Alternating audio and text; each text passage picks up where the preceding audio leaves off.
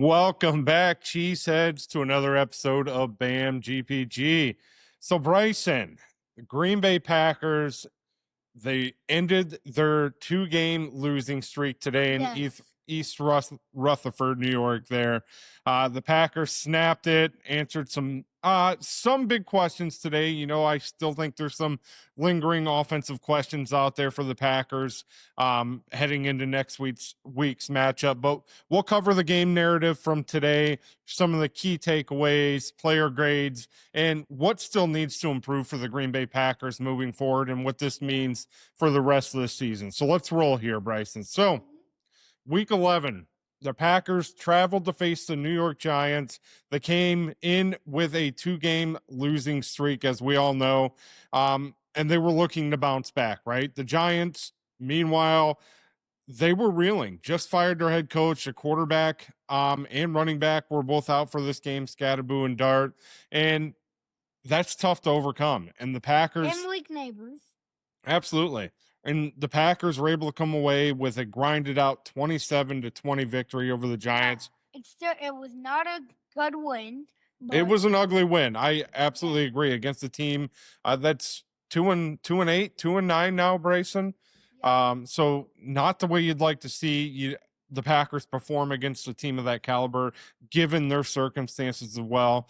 But let's walk you through what happened today. So the Giants opened up with a opening drive touchdown to jump up 7-0 in the first quarter. The Packers did punch back and respond by getting right back into it there, but not without adversity. Quarterback Jordan Love did leave the game with a left shoulder injury for a little bit there. And backup quarterback Malik Willis, he came in, connected with wide receiver Christian Watson for a 1-yard touchdown in the second quarter.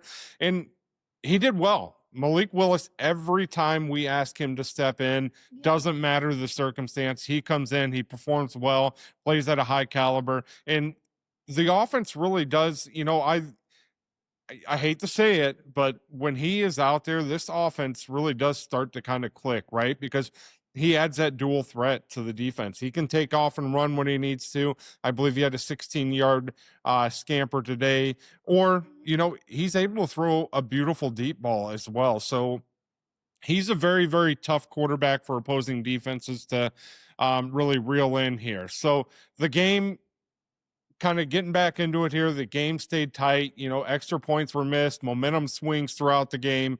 And late in the fourth quarter, with Love back in the game, Watson again for the go-ahead touchdown with about 4:02 left in the game. On the final Giants drive, huge play from Micah Parsons to end the game. He forced a fumble. Rashawn Gary recovered, and that was all she wrote, right? The Packers win, improved to 6-3-1, and the Giants dropped to 2-9 on the season. So let's dig into the top 3 things we took away from this game here today, Bryson. What worked? What kind of worries us moving forward, and what this means going forward for the Green Bay Packers? Number one, when it mattered the most, the offense did deliver. It was a struggle most of the game. Christian Watson did come up big with 2 touchdowns today. Boy, is it nice to have him back, one from Love and one from Willis. And that connection to Watson, it is going to matter going down the stretch. We just need to keep him healthy.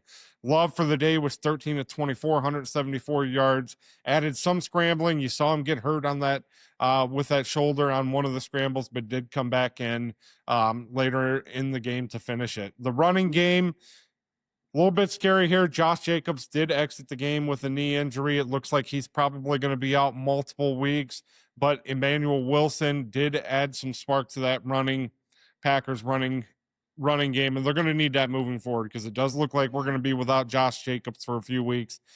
Best case scenario, we'll know more tomorrow on the severity of Jacobs' injury. From everything we're reading, it doesn't sound like anything torn in the knee, probably just more sprain. It's going to take time to rest, right? The defense, special teams, number 2, they still have some work to do, right? But resiliency, they showed up in this game. The Giants scored on the opening drive. The Packers didn't roll over from that. They kept battling all game. Big time defensive stop at the end of the game there from Parsons with the Gary recovery. And that's the kind of clutch play you need from your star defensive end, guy that you're paying, nearly $50 million a year to. Yeah. Special teams issues, kicking remains a problem. I understand the wind was a huge factor in that today. It wasn't just the Packer side, it was New York side as well. So we'll kind of dust that one off, throw it in the back. But I would like to see a little more opportunity out of Haversack based off of what we've seen from McManus moving forward. So we'll see what direction that goes. But yeah, I think it was just a win today, though. absolutely.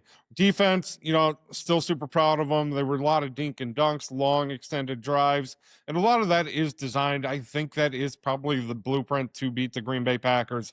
You have to keep us off the field, limit us to 7, 8 drives a game. And if you're able to do that, that's, most teams, that's how we've lost this year, right? So defense, you'd like to see us get off the field on some of those 3 and outs a little bit more. So there is some area for improvement there to kind of get that offense back out there for us. Injuries in depth are number 3 on the list here. It's a big concern, bigger storylines here, Bryson. Jordan Love's shoulder injury. It's a huge red flag, right? Even though he returned, there's potential that he could re-aggravate that moving forward. So that'll be an interesting one. Thankfully, Malik Willis, I have all the confidence in the world in him.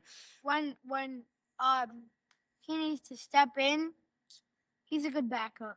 He is. He's excellent. I love the way the offense runs around Malik Willis again, because he adds that other dimension to the offense. And it's not like he's got a dead arm, right? Malik Willis has a great arm, can throw a great deep ball, and he also provides that, running ability if you need him to. So he's a hard quarterback to game plan against just because he does have a pretty solid arm.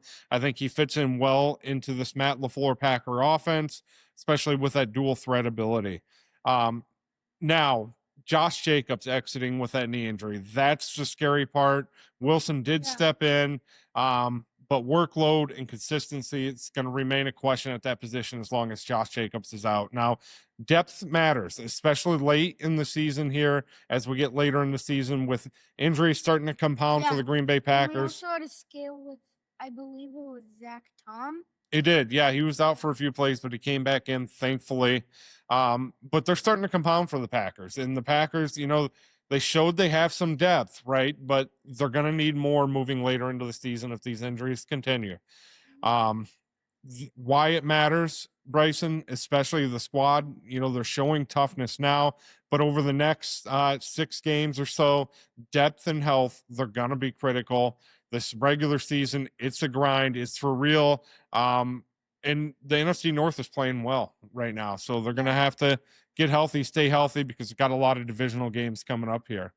So here's kind of our quick great player grades. Just highlighted a few here. Jordan Love, 7.5 out of 10. He came back after the injury, made a big throw to Watson, but he missed some accuracy, right? Overall, he was solid. Accuracy seemed to be a little bit off. And again, the wind could have played a little bit of factor in that today. Watson, again, boy, am I glad to have him back, right? 8 out of 10, had 2 touchdowns. I'd actually bump him up to a 9 out of 10. I would too. I'd feel comfortable going 9 out of 10 out of his game today. 2 touchdowns, big plays. He really showed up in the key moments when he needed them most. Emmanuel Wilson, I'll give him, he stepped in. He wasn't, expecting to get as many carries as he did this game, but with Josh Jacobs going out, I'd probably give him 7 out of 10. He's not the starter, but he produced when called upon this game. No, I'm going to give him a 6. 6? That's fair. Absolutely. And the defense as a unit, I thought they played well. Did they play lights out? No. 7 out of 10 for the defense. Clutch stop at the end, but gave up the early score and had a lot of penalties. I give the defense a 6.5 too. I think that's fair too, right? They didn't give up the big plays, but they were given a lot of punctures in that defense today, for sure. Shout out to Carrington Valentine, though. The guy just continues to play well, right? He had a couple chances today, an interception. Guys reading the quarterback well, making plays, making cuts on the ball. And you really saw the Giants stop going to his side today. They were starting to target, especially late in the game, starting to target Keyshawn Nixon. Teams are starting to recognize Valentine, his talent, his ability to really lock up some of the bigger name receivers in this league. So again, he's going to be a name to watch out for. Young player, super excited for him. Special teams, the win caused an issue. 5 out of 10 today. Haven't there been wind, possibly could have gave that a little bit higher, but yeah, I'd bump it up to a 6. Yep. Absolutely. And again, even though it was a win today, there are a lot of things to clean up. Some on the defense, but certainly on that offense, it still looks stale, still looks a little bit stagnant. The offense, they can't afford these slow start, these slow starts, right? Especially when we start getting into more divisional games, falling behind against any competent team, it's going to be dangerous in this league. Special teams, they need to get a little bit tighter, need to extra points, missed field goals. We have to clean that up, get that figured out. That's going to matter moving down the stretch. And injuries, right? Monitoring Love's shoulder. How long is Josh Jacobs going to be out? You got to be kind of careful with those knee injuries and make sure the backups are ready to go, right? Got to have depth there, running game consistency. While Wilson did his job today, the line still needs to be stronger, right? Jacobs isn't going to be 100%. Line's got to improve on that run blocking a little bit. And the turnover and penalty discipline against top tier opponents, mistakes are going to bite you. So you have to clean that up as well. So we'll get into it here more, Bryson, for this matchup this coming weekend for the Green Bay Packers. We'll kind of keep you updated on this Josh Jacobs injury, what we're hearing.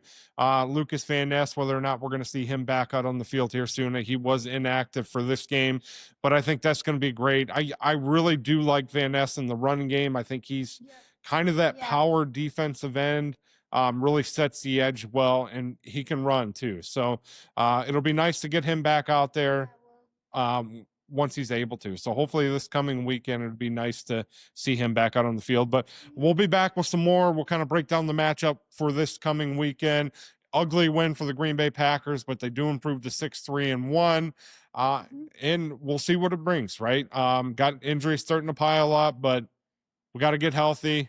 Got to get that depth for the Green Bay Packers ready to go. So, as always, Bryson, it's go Pack go.